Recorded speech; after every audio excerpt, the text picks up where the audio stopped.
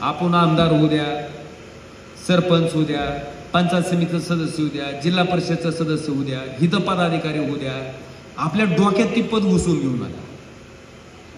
डोक्यात पद घुसलं की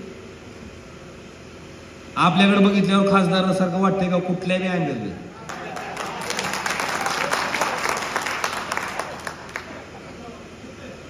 आपला कसा बी फोटो काढून जर कोणाला टाकला तर तुम्हाला येड्यात काढेल असला खासदार असते का.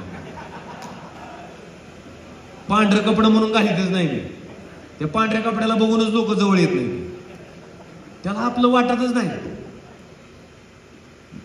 मी विनोदानं म्हणलो बरं का, नाही तर पांढरे कपडे घालणारी माझ्यावर दात खातील पुन्हा. मी विनोदानं म्हणायला का करायचं हे लोकांना दाखवायसाठी नाही बाबा. आपल्या मनात उगाच खासदाराबद्दल आमदाराबद्दल भीती असते.